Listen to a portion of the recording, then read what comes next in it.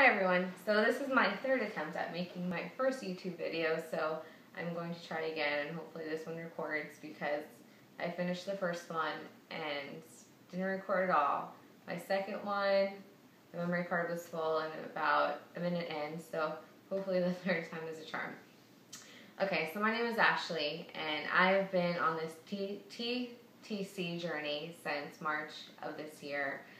Just a little background on me. I'm 30 as well as my husband. We've been married since June of 2012 and we live in Florida. We have 3 dogs, but we are definitely ready to expand our family and have a little baby instead of some fur babies, but of course keep the fur babies too.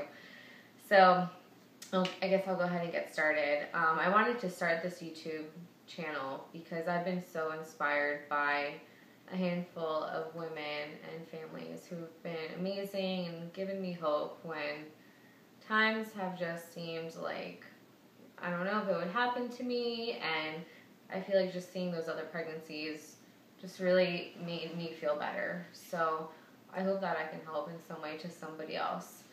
So my husband and I started trying to conceive in March, and honestly, I didn't even keep track of my cycle, so I really didn't know when it was coming, how long my cycle was, any of that. So I'm pretty sure that we missed my ovulation in March. Plus, we were traveling a lot for my birthday and weddings, so it just wasn't the best time.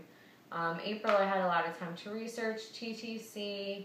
I was a part of a few websites. I was using the ovulation calendars and calculators, the OPKs, and I also charted as well. And no luck with that. I think I was just too crazy at that time.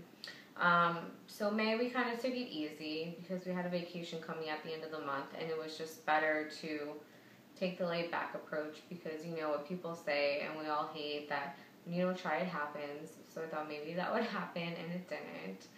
In June, I was charting as well, using pre-seed, soft cups. I started taking baby aspirin, vitamin E, and it was a no-go. So then we come to July, and in July, I think the thing that really helped was I started working out in June, in the middle of June. I started the Insanity workout, so that really helped me get into shape. And I was drinking Shakeology. If you don't know what that is, definitely look it up, Shakeology.com. It's a delicious shake, and you can get all your vitamins and nutrients and kind of skip the vegetables and fruits if you don't really like those, which they're okay, but it's just kind of hard, and I prefer to eat organic, and that gets expensive. So anyway, so I was working out, still taking the vitamin E, still taking the baby aspirin. We used a pre-seed and the Diva Cup this time, which I purchased because I was planning on switching over from the tampons to the Diva Cup for my period. So we only had sex 3 times, and it was every other day, which was the first time that we tried the every other day approach.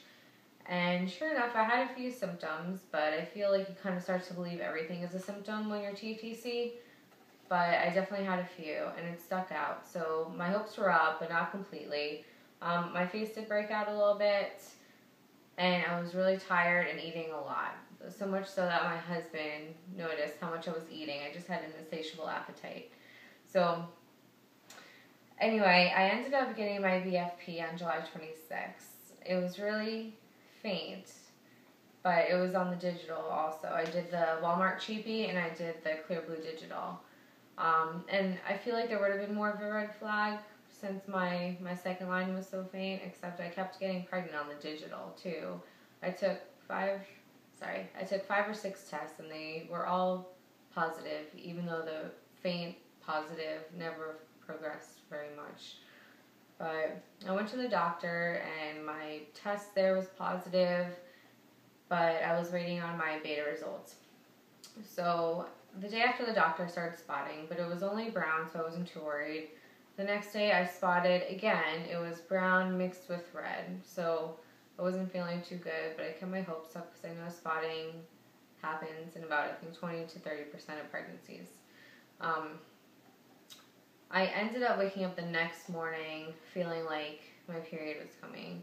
I had cramps. I was actually bleeding now, I went to the doctor. They had my results in from my blood test, and it was a 10. So I figured, you know, that it was over. It was over before it even really started. And when I went to see the doctor, she told me, before she even said anything about a chemical pregnancy or a miscarriage, that, yep, your period is coming, and, you know, let me see how badly it's going to be based on the thickness of the uterine lining. And she said it shouldn't be so bad. And that was on August 1st. Today is August 3rd, and I think I'm done bleeding. I mean, it keeps